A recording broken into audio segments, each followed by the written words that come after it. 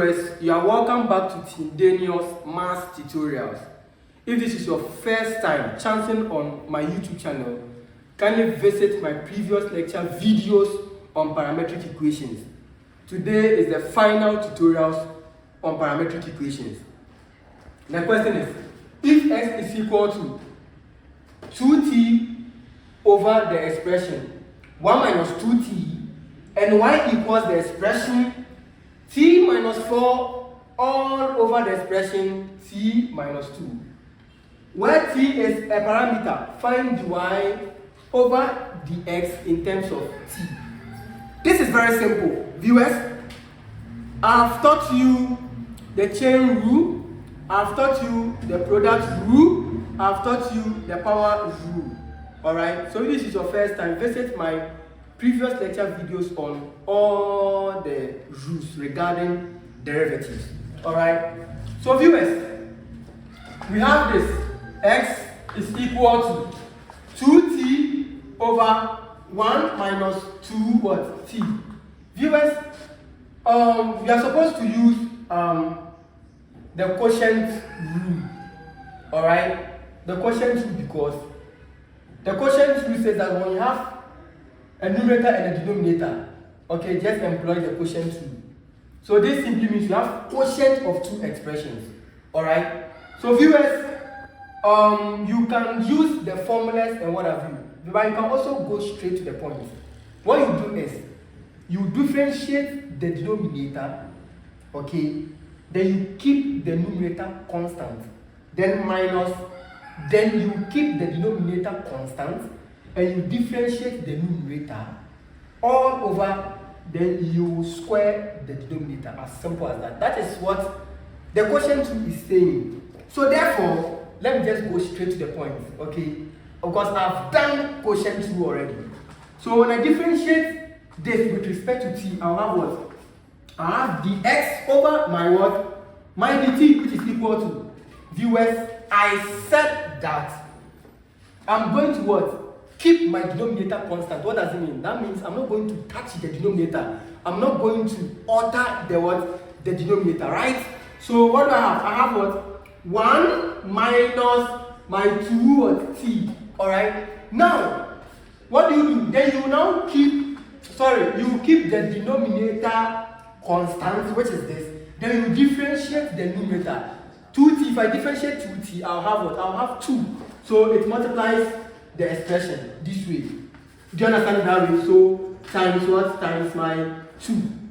Right? Then minus, this time around, yeah, what do?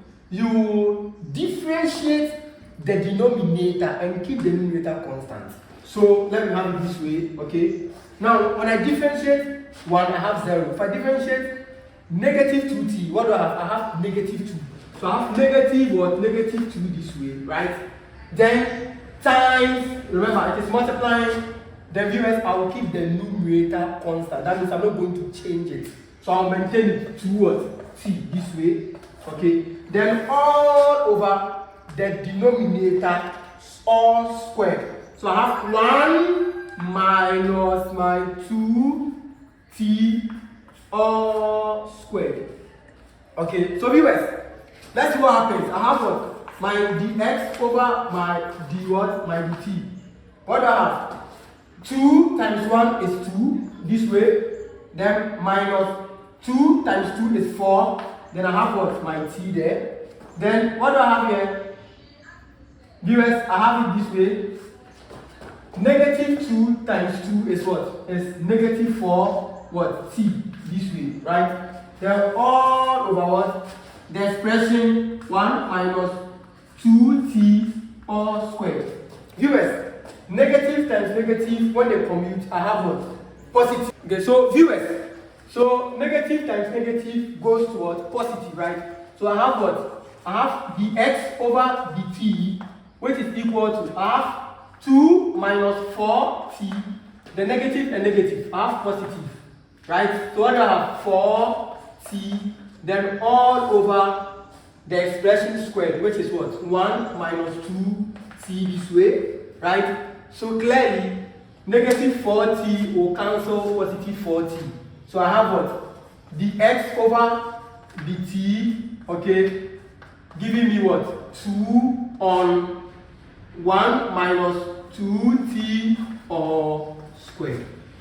Viewers, I've differentiated the first function. Let me differentiate the second function, which is what? T minus 4 all on t minus 2. Okay, so viewers, so this is the second function, right? Y. So we are also going to differentiate this. Because it is parametric, we are going to differentiate it with respect to t. So I have what? My dy over my what? My dt, which is equal to, viewers, I gave you a very nice hint, right? What do? Keep the denominator constant, right? Which means I'm not going to change it. So I have what? T minus 2, okay? Then you now differentiate the numerator. So if I have t minus 4, if I differentiate, I have what? I have 1. If I differentiate with respect to t, I have 1. When I differentiate a constant, I have 0. Then minus, this time around, I'm now going to what? I'm now going to differentiate the denominator with respect to t. So if I differentiate t with respect to t, I have 1 here. And if I differentiate negative 2, I have 0, right? This way. Okay. Then I'm now going to what? Maintain the numerator. Okay. So I have it this way. So times what? The expression that's t minus 4 this way, as simple as that. Okay, then all on the denominator squared. So I'll be having what? So t minus 2 what? All squared.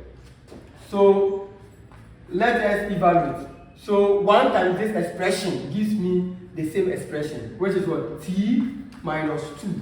Alright, then I have my negative over here, okay? Let me work out for this. 1 times this whole expression gives me the same expression. So I have what? T, then minus my 4, this way, okay? All over what? T minus 2, all what? Squared, okay? So therefore, viewers, what do I have? I'm having what? T, then minus 2. So negative times t is what? Negative t. The negative times negative is positive, then I have 4. So plus 4 all over the denominator squared. So I have t minus 2 all squared. So what happens?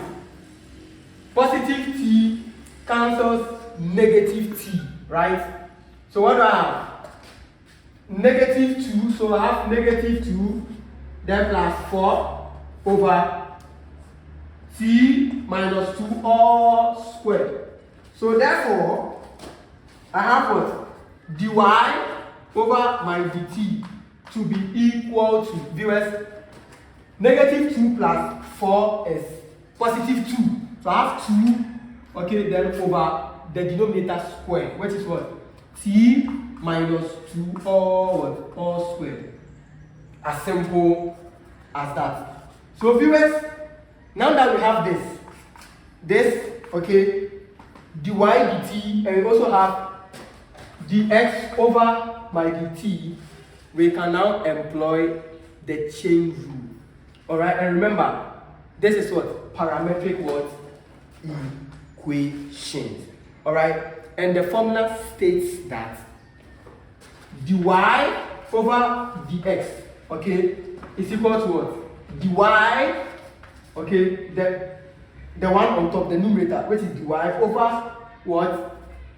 Over dt, because you are differentiating with respect to t. Then times, you pick your denominator, which is what? Dt. That begins the second one, dt over my dx. Okay, visit my previous lecture videos on this. I've explained everything. So when dt cancels dt, I still have the same function. I'm now about to substitute whatever I have. Okay, so viewers, what do I have? Do I know dy dt?